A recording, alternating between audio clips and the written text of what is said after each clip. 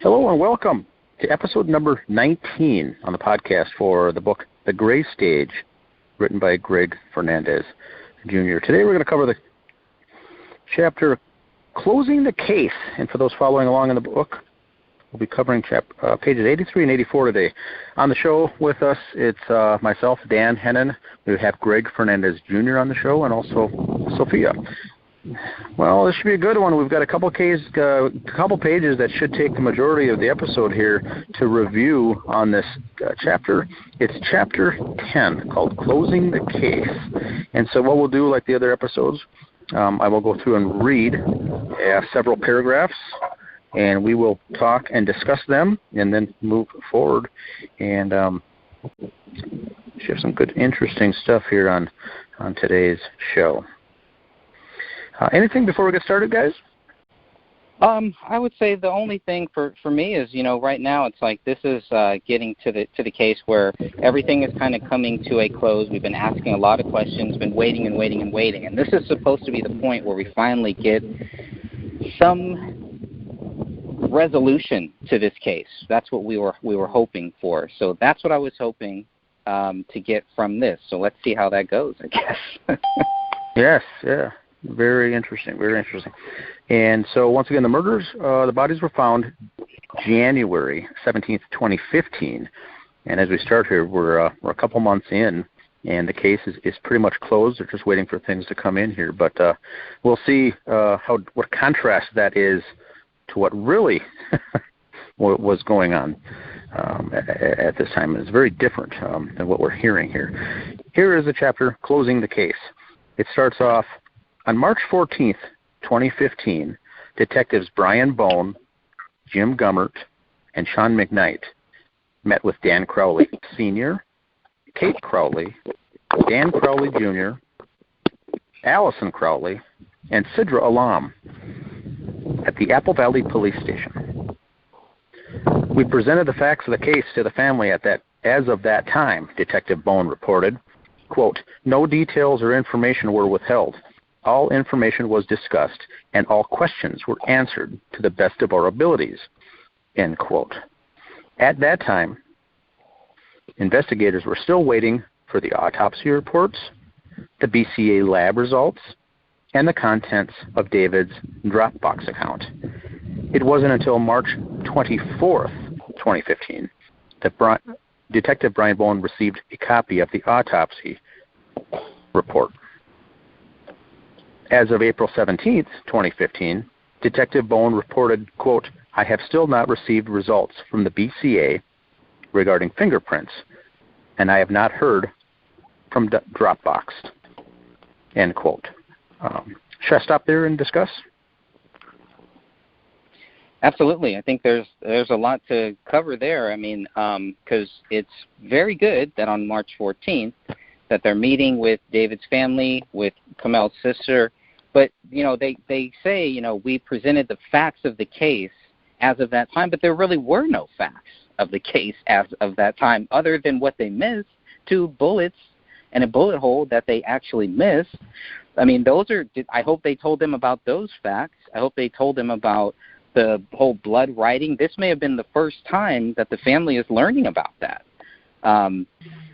Possibly. I'm not really sure. I don't know if we know, and I should have double-checked on this one, when they meet with all of them, the way that it reads, I had thought that they met with Dan Crowley Sr., Dan Crowley Jr., Allison, Kate, and Sidra all at the same time, right? That's kind of the way that the police report reads. Yes. From what I know, so that's the way that I took it. But it's like, I mean, okay, first of all, is that the first? Obviously, they've been talking on the phone. We talked about, all the, back on January 19th, 2015, the police did speak with everybody. They've spoken with everybody by that time. This is the first time that they're meeting them in person, but they don't really have much yet. So it's like, what are they telling them? What are they telling them? Hey, David is guilty because A, B, C, D, E, F, G, because they don't have A, B, C, D, E, F, G at this point. They're still waiting for all of this stuff here that we just talked about. They have nothing. Greg, would it be fair to say on that quote where it says, we got everyone together and we presented the facts of the case. Would it be better if he would have said, we presented the details of the case to the family of what we know? Is it the word facts? Here is what I'm struggling with, is because you go on to say then that the big chunks of the case that were facts or related aren't even in yet. And so what facts are they talking about? And maybe he should have said, we just presented the details of what we know at that time. But I like how you laid it out that, remember, at this time, they were still waiting on a variety of reports, results, contents of the online Dropbox, all these things that they did not even have in their possession, much less review them to be able to make a statement after reviewing them on this investigation. So they got them all together, but just kind of went over the details. Now, in part, do you think that may have been that March 14th date that they talked about the Muslim angle, because the Alam family had expressed to police to keep that quiet and out of the public? Was that discussed for the first time to the Crowley family on this date, or did they know all about that as well? I don't think that they knew about it until this time. When I spoke with Kamel's sister, it sounded like they didn't really know about a lot of this stuff. Now, maybe it's possible that they did. I know that they did not tell the family, right after the bodies were found. They definitely waited days, if not months, if not weeks, if not months, whatever. They did not tell them that had happened, that there was all of this angle, the blood writing and all of that stuff.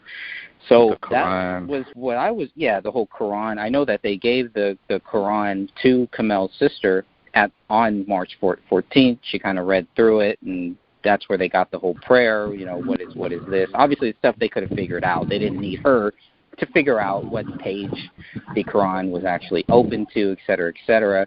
But I think Kamel's sister was able to verify that was Kamel's Quran and maybe give them some more details about that. But that was kind of my understanding, is that this is really the first time that the family is really learning about that. Hopefully that's wrong. Hopefully that happened on January 19th is when that should have happened, because the cops spoke with everybody from the family on that date. So by January 19th, 2015, the family should have known about the whole Quran, the whole Muslim angle, basically, the whole blood writing and all of that stuff. So. And the other thing I'd like to get through for the listeners that may or may not be familiar, Sidra Alam lives in Texas, outside of Waco, with her parents. And this is the first time that she or any member of the Alam family comes up to Minnesota to actually be there in person since the deaths, correct? And this is almost 2 months later. Right. Now, the mother was receiving help for her cancer treatments and didn't even know of the killings potentially at this point. The father was spending all his time with the mother in hospice and at the hospital, and didn't have time. And so they kind of gave it to Sidra to take over, come on up to Minnesota, fly up, attend this meeting. And then on the other side, you've got Dan Crowley Sr., the dad of David, and Kate Crowley. Remember, these two were divorced, both living in Owatonna, Minnesota, which is about a 45-minute drive south, but they were divorced, had to come together and do this. And then they also had the meeting with David's brother, Dan Jr., and David's sister, Allison. So I think before this time there was lots of phone calls back and forth, getting everyone up to date, but this was a nice chance for a sit-down with everyone in person, face-to-face, with these three law enforcement officials and kind of get everyone up to speed, kind of give a level set for everybody so they knew what was up. Was that your take on this as well, Sophia? I believe so. I mean, as far as we know of, Sidra hadn't been up there until this date. Then we know that they had sat down and met with the family a few days after the bodies were found, but they hadn't met with Sidra. They had only been speaking with her through the telephone, and so I'm guessing lots of phone calls went between the families and trying to make arrangements and stuff. Yeah, I think one of the strangest things here is that by this time, by March 14th, 2015, at least publicly, both sides of Kamel's family and of David's family are both acting like David is guilty. And like we just talked about, at this point, they don't really have anything yet. So that was another weird thing. It's like, are they just very trusting to what the cops are saying? Are they very sheltered and not really understanding that there really hasn't been anything yet? Are they told not to dig? I mean, why do we have so many people, including Kamel's family and David's family, and then all of these goons and all these people that claim to be David's friends? Why are they all saying that David is guilty when, as we've just pointed out, they don't have anything back yet? So that's my question. We also have Stephen here joining us too. Oh, hey guys! I'm sorry I was late. I've been busy. How you doing? I'm listening in. Yeah, there's agendas. The police are intimidating to most people. Even myself, as a former cop, I don't like talking to cops because it is intimidating. It's we used to look for always the bad things, but also what's going on there. People were directed. Yeah, so everyone was, agreeing with the official narrative, basically walking lockstep with what the police were saying, whether it was the news, the media, the reports we saw in the online articles about this case, the justice page, the folks there was, there's only a handful of us that were, saying that something doesn't add up here. But, we kept getting that backlash from those folks who were saying, why would you doubt the police? You think there's some kind of a cover-up, or why are you thinking that way? Are you guys conspiracy theorists? Things like that. That's some of the backlash that we got from the normal folks that just joined the page, over and above the Gray State guys that were pushing to make sure that everyone did believe a certain narrative, rather than just say, "Hey, come to your own conclusion." They were demanding that we are nut jobs, and you have got to believe the police version. So this is 2 months in, and you're right. Everyone here gets a chance to meet. They all sit down, they go through, and they kind of say, "Here's what happened." But as Greg points out, there's 5 or 6 things here that hadn't even come. None of the testing had come back. So it raises the antenna. And that's what I find so interesting about this case, is that the friends immediately believe the worst in David. And are they convincing the family to believe that immediately? Or was it the police? I mean, we hear nothing from the family. There's no interviews, nothing. The only time we hear anything is when they are in the documentary, and that's only David's side of the family. So we have no idea what they're thinking at this moment, and if they immediately believe the worst, or if they had to be convinced.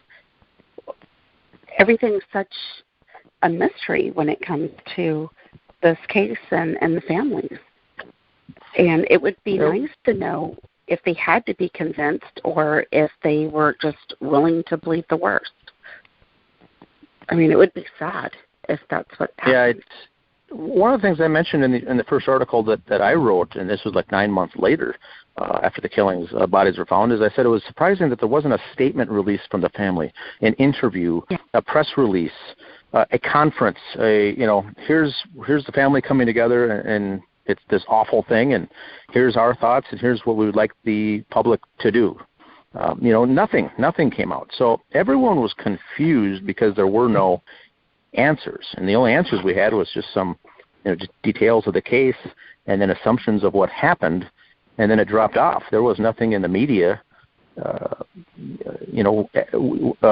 Weeks after this happened. Now we're talking two months later. This had already been down the memory hole here locally in the state of Minnesota. No one was talking about this case at this point. It dropped right off the radar altogether. So like I said, none of these results were back. The contents, the Dropbox, And so the investigation really hadn't started yet. The basic cursory things that they saw were all took place, and of course you're going to look at a scene like that and assume various things like they did. But it sounds once again that they had already their minds made up, and they were waiting for these reports to come in just as a formality to be able to close down the case. Is how I took it. They weren't waiting to say, hey, let's dig into this and let's really find out what was going on. Their comments were, well, when those reports come in, we'll review them and add them to the file, and it's not going to change anything, but we have to go through a checklist to complete everything. So very interesting. Don't you think that they would have reviewed those files and said, hey, things aren't adding up to our official narrative? Or did they just look at it, say, yep, we received it, and stuck it into the database?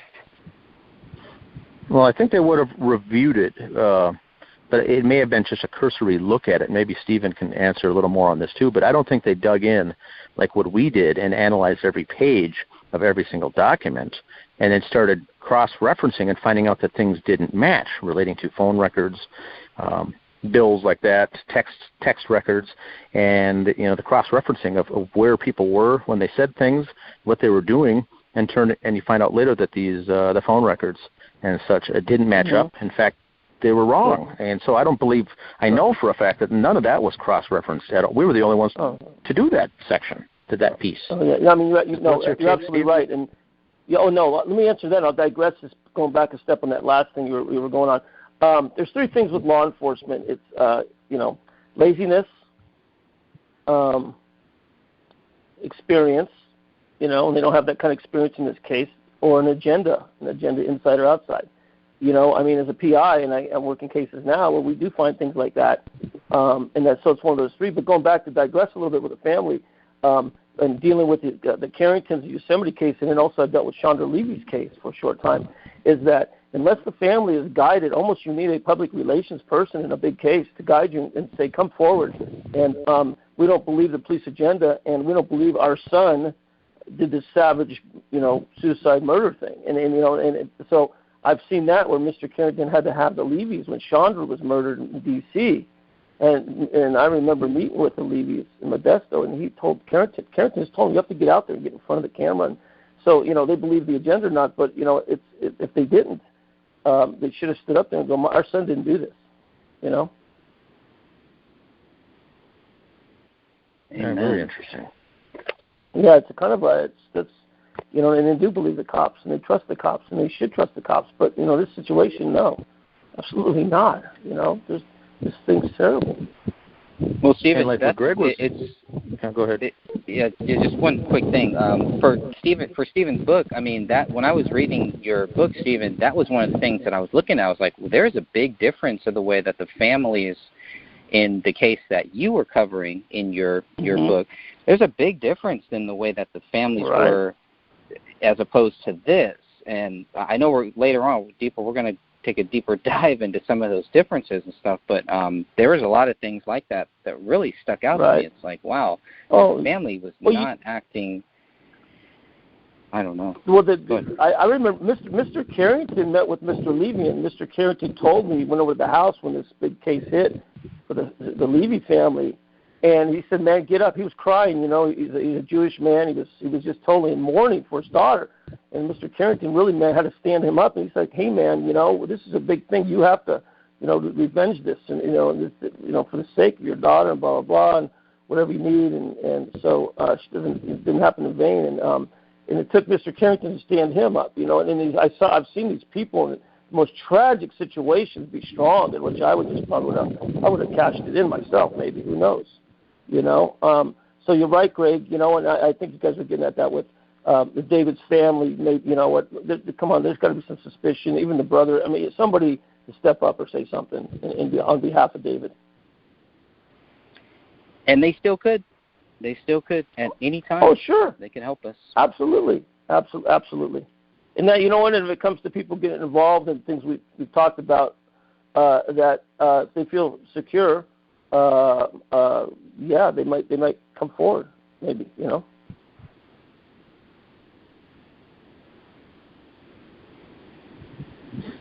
Yeah, there was no vigil held or an announcement of the memorial service or things we can do.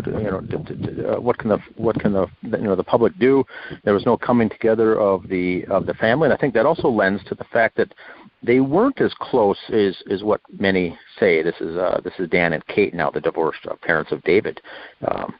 This I think leads one to go down that road too. That things weren't all on the up and up, or good.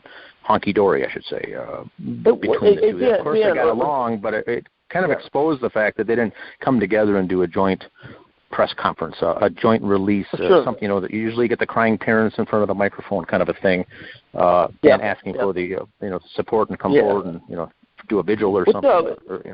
There was nothing like that. What about short memorials, crosses, flowers, things like that on the front lawn? How much of that was there?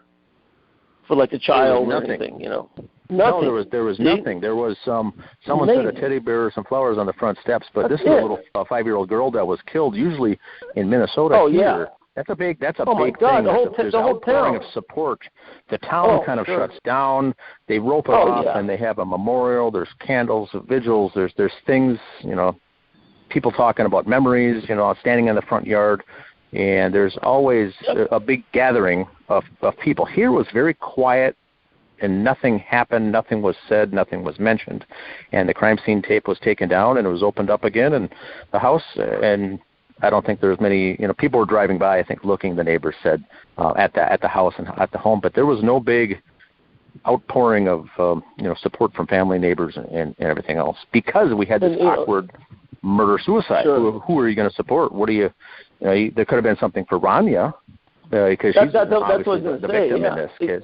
Oh, yeah. So there was nothing even for her. Yeah. Stuffed animals, Yep. No, and nothing interviewing other, families of kids her age, or, this is terrible. We knew the child went to, kindergarten with our kid. Dan, it's nothing right. At It's totally school, right on it. At her kindergarten school, I don't think did anything. That's what I mean. This thing it was very odd to begin with. You know what? Yeah, you're principal of the school she went to. You don't think you're going to do something? Bret Hart with the Marshall case, he did a big thing, right, Greg? Dan, you guys know about that. I mean, the football field, that big thing. Release all these balloons and. Oh my God! You saw it. Tournament. They had a cat run. The whole thing, man. Run, You know what? Yep, they did. And see, you guys are right on. It's just, and it's the same sad kind of case. There's children that have been killed. And why? And this is America. This is not, somewhere else. This is how we do it here. And the other thing, Greg, I think that Dan, you were there when you were at something, and you saw that they were claiming that Rania was a victim of domestic abuse or something, or a victim of domestic violence. Domestic violence. It was an event to help raise awareness for domestic violence, and they showed a slideshow at the end of the presentation of all the various children in the that passed away or were killed that year, in that calendar year, I think 2015. At the very beginning, they went in chronological order, is where we saw the Rania and Kamel, and it showed a big photo of victims of domestic abuse. And that's when I talked to the presentation person after the fact, just to say, that case isn't over yet. We don't know what happened. You can't really claim it was domestic abuse. It could have been, certainly could have been, but not enough to include in a presentation like that as an official statement, because that's what people think. That's one more thing ingraining in people's minds. They're solidifying it, and I took exception to that, because it certainly was not a domestic abuse case, for God's sakes. Greg, the last thing I was going to say before I move on is, it gets here to the point where you were emailing and I think calling, asking for updates from these guys, Detective Bone or whatnot, and they're getting back to you saying, we don't have it, we'll get it, we'll let you know when we get it. Did it almost seem like that it was an inconvenience to them that you kept kind of knocking on the door, asking for things, and they were thinking like, what's all the hurry, what's all the rush about all this? There's nothing here in this case, so why are people interested? Especially this guy named, Greg. He keeps contacting us. Did you ever get that feeling that they're trying to just placate you and get this stuff in so they can kind of check, get you off their list as well as getting the reports closed and finalized? Or were they actually? Did you get a sense that they were, excited to get it as well to dive in and take a look at it, or was it more of let's get this report so these freaks stop contacting us? How did that feel? That's a great question. I got the sense at that point, because I had asked them, once the case is closed, will you give us some type of statement? Will you give us something? And since Gummert said yes, I was very hopeful. And I was actually very, very, very hopeful that they would prove David Crowley guilty. And so that's what I was hoping for. That's all that I wanted. That's all that I was asking for. Hey, because you at the same time was looking for closure. Yeah, because up until then there was no closure on any of this. So you were excited for it as well. And like you said, in either direction, if they had proof that David did it, I want to see that, because then we can shut our page down, shut down the justice group, and move on with our lives. We were also looking for that evidence. And so when that never came, and then we did get the evidence, and it was not what they said, that's why we're still here 6 years ago. All right, should I continue with the next paragraph? Yeah, please. All right, so then it says, on April 24th, Detective Bone received and began to review the contents of David's Dropbox account. Now, this is an online cloud storage, for those not familiar with it. He says, I started to review the data contained on the Dropbox flash drive, wrote Detective Bone. The data appears similar to some of the data that Detective Klokanos has found when reviewing the contents of the Crowley's phones, tablets, and computers. And so what this alludes to here, I think, to summarize for the listeners, is they got the access from Dropbox to get David's info. They downloaded it to a USB jump drive and mailed it to the Apple Valley Police Department. Is that correct, Stephen? And so, but it was April 24th before he actually physically received that in the mail. Is that how it goes? I believe so. So, okay, so they got it, and they start reviewing it there, and he said by quick looking at it, it appears to be similar to some of the stuff that they found when, dealing with the other things. And so that was very similar. Then it says, by May 5th, Detective Bone had fully reviewed the Dropbox files. He says, the information I found on the USB drive was old data containing information about David Crowley's businesses and the projects he was working on. I did not, quote, I did not find anything of pertinent value to this case on these files, end quote. Anything there to review? They found nothing. What does he mean by this case? I mean, does he look at this case as a suicide, homicide, or homicide, or I mean, what was he looking at that would have sparked his interest in another direction? He might have been. If they would have found, files on maybe unfaithful marriage or something, files in there that he was cheating or she was cheating, or files in there saying, you know what, my businesses aren't going too well. I'm thinking of ending it all. Suicidal type messages in there, and I think that's the kind of thing they were looking for. What kind of motive? And they just saw probably tons and tons of gray state files and photos and pictures and family-related stuff and business-related stuff. Just normal things is what he found. Get his searches. Get all his searches too. Get the searches. Get the URLs as many as you can. History. If he's cleaning it up with CC Cleaner, get custodial records. Google. Yeah. They got to release stuff in certain cases and whatever it is, and see what he was searching for. I mean, most people that are going to do something as radical, which he didn't do, but if he was to do it, would be they look stuff up. Like the gals that poisoned the old man, they were looking up how much cyanide do I need. There's something there. They don't go to the library anymore. So I mean, searches are huge. I would have looked at the searches almost. I would have had somebody look at the searches totally. Something there. I mean, whatever. And that I think they would have done with they had the laptop, so that would have been given to the Dakota County Electronic Crimes Task Force, right, to be able to do that. And that also would have been Klokanos who was handling that. So he's saying basically here the files that he's looking at from this jump drive were very similar to what they found on the laptop. And with those two things combined, they found really nothing that stuck out regarding anything. Motive. Right. I think it looks like the result was they just found what a normal young father running a business would have on his laptop, on his online cloud storage. It was nothing jumped out. And so now the next paragraph it gets to be interesting. Let me say one thing, Dan. Yeah, go ahead. the way that Stephen, the way that you phrase us, where you're talking about this case, that's something I haven't really thought of too much, because yes, at this point, this case is not about whether David Crowley did it or not. This case is about looking for anything that would help them show that David Crowley did this, right? So when they say that they didn't find anything of pertinent value to this case, if they were still open to the question of David didn't do this, that would be all this would be pertinent to this case. Sure, absolutely. Okay. You kind of reverse directions a little bit, but don't totally go off the map and say, well, there's just going to be something that just sparks. I don't know, and it's not going to be like, hey, how do you kill yourself and your family? And it's Googled 4 times last year. It doesn't work that way. It's other things like that. But we know that he didn't do it, and it's just. There's nothing more I can say about that at this time.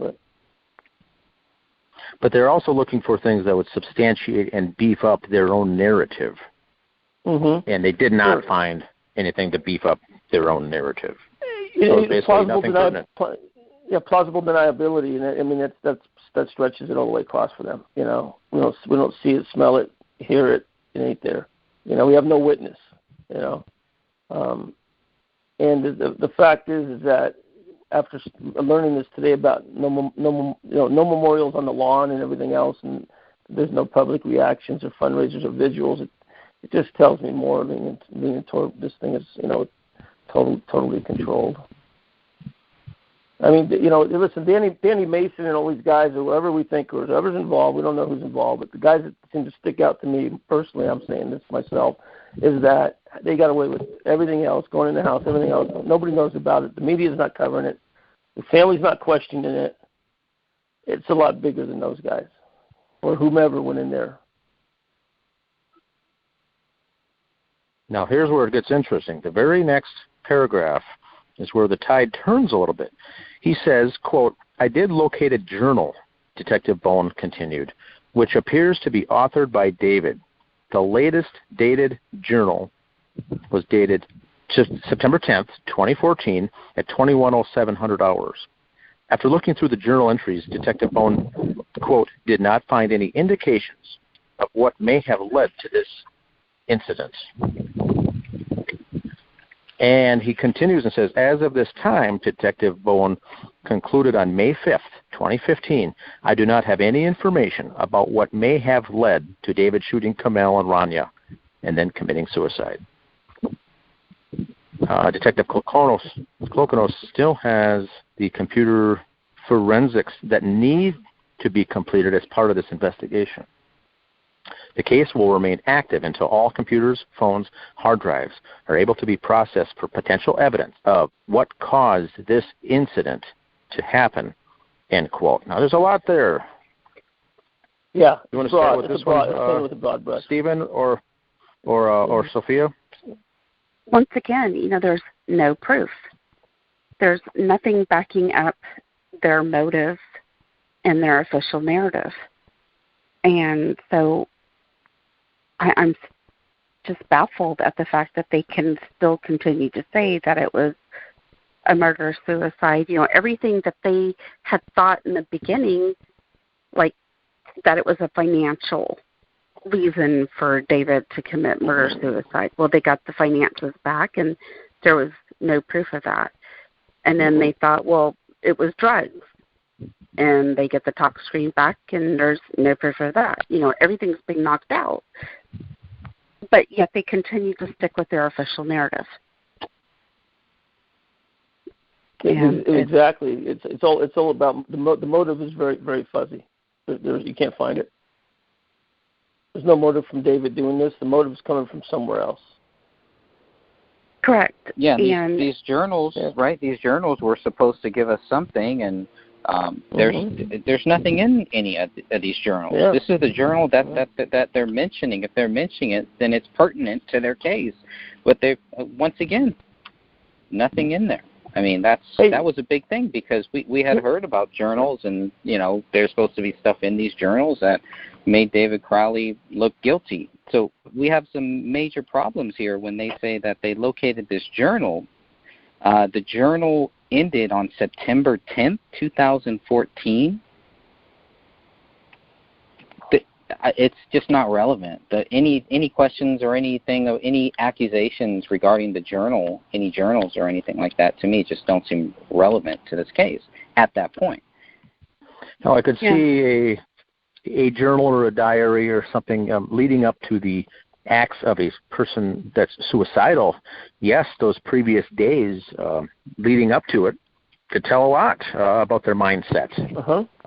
Even a week or two. This is 4 months almost. Well, if you watch the Sloppymentary, they make it sound like the journals ended on December 24th, right before, and then David killed everybody. But that's not true. You know, David's father said that on the documentary.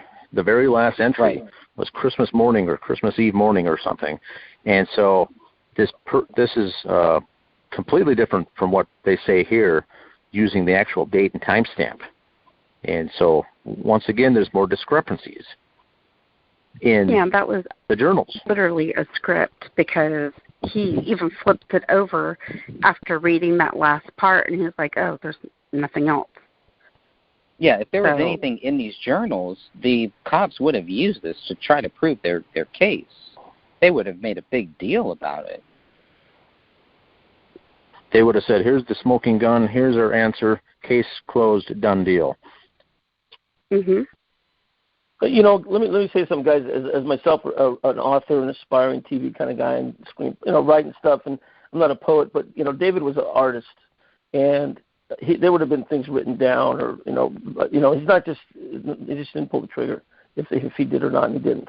It's that it would have been more flamboyant, would have been a romance to the, if that's the right term, to him. If he's going to take his family out, he's going to say some things. You know what I mean? And being an artist, I mean, he's a creator, man. He's a writer. Yeah. So it would have been much more. It's like a poet going out. I mean, look what Hemingway wrote. And before he went, same thing. You don't want to go out like screw everybody. You're gonna say, hey, I'm really sorry. This is really something elaborate, more so. I think. Yeah, I've been saying that for years. Oh, like he would have left proof. I know. And then he would have said, "Oh my God, he was." And then, he was. Yeah, but that's where that takes the motive out of it right there. He had no motive. I mean, there's a guy. He documents himself exercising. He documents himself playing video games, and his daughter having a meltdown, which I'm guilty of recording Carter having meltdown. So, hey, listen, Sophia, that's a great point. You know what? If I was him, and I'm saying if not, he would have put himself on the camera. You know that? That's what he would have put himself on camera. He would have said, "This is it." I mean, look at Hunter S. Thompson's last 24 hours. Okay, pull it up. And Johnny, there's a lot of good interviews. Same kind of thing. They kind of knew he was going to go out. Not quite that way, but it was not a celebration. But I'm saying is that he would have videotaped himself. I think. And I think you just brought up a great point, Sophia. Oh, thank you. He would have spoke to the camera. Yeah. And I do have a question, but it's regarding the crime scene and what the police have written in the police report. And what they're saying is that there's no evidence of a struggle, no evidence of a break-in, so the only person who could have done it was David. But that living room was chaotic, and the back slider was partially open. Well, a fourth of an inch open. Yeah. I mean, how can they get away with saying that? Well, anybody can get a key. Okay, one of his friends could have copied a key too. I mean, it's stupid. They got away with what they're saying, but it doesn't fit the agenda for any kind of. They're just trying to cover it. This wasn't a forced entry, so it means nobody else did it. Okay, nobody forced themselves in there. Oh yeah, really? The back door's open. I don't think so. And in this situation, they wouldn't leave the back door open when they left anyway. You don't want the dog running out bloody. Number one. Number two is that it'll keep the smell in there if something happens. Number three is that the door's open in the winter. That's suspicious. Somebody's going to go in there eventually. So that kind of So they would have. We killed 3 people. Now we're going to make sure the dog's okay. Hopefully, make sure he gets air. I don't doesn't match. That doesn't go like that. Well, does every murder scene show proof of a struggle? Because they're making it seem like because there's no. And that's what I was thinking too, because I've watched several docuseries in the past week, and one of them, there's no proof of a struggle. The woman just fell down the stairs and there's blood in the stairwell, and he got charged with murder. Well, the docuseries leads you down the road of the guy being innocent, but then when you go to read the autopsy report, it's pretty clear that she was murdered. But there's no signs of a struggle though. And the thing is that with the Marshall case, the two kids were sitting on the couch. There was no struggle. They were shot. And Philip was shot also. But here, you're in your family home. You're not going to be jumpy about anything. So you just can come up to somebody. There's no struggle. Shoot somebody. There doesn't need to be a struggle. So I think that's kind of, and even with that scene being really messy, it'd be hard to kind of show a struggle. I go with Catherine though, with the blunt force trauma to the head, like I think we do on David. But no struggle with the family. I mean, if you're surprised, then you don't have a gun to defend yourself. Right. And that other person does. Yeah. Right. Exactly. He's going to fight. Yeah. Yeah. I mean, but they'll mention it. They say that's just one of the narratives. There's no sign of struggle, no sign of forced entry, no sign of this or that, and that they can change that later. It's just the initial observation. Well, thank you for answering that, because it's been bugging me. Oh yeah, sure. Okay, sorry, we got a little off topic. Well, not actually, because it's going to cover it further down, but we jumped ahead. So it says they find this journal, and he says it appears to be authored by David. So this, to me, looks like possibly a Microsoft Word file on the Dropbox that was saved, and there were some notes and dates in there of things that were happening. Does this relate to the Day One online journal that they allegedly found for David as well? Or is this the same thing, or is this a different journal?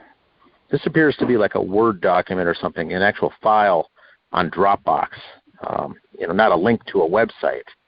Or is it? Greg, is this the same one?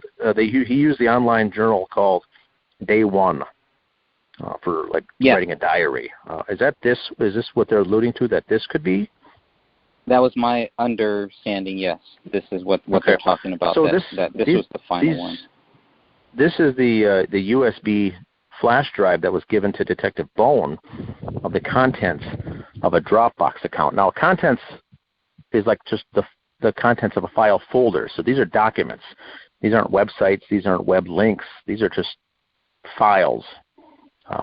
So like I said, I'm thinking like this would have been a Microsoft Word or something, Oh, I see what you're jotting saying. down this kind of stuff. Not a Dropbox. The journal would have been found maybe on a website going back to the favorites or bookmarks in a web browser.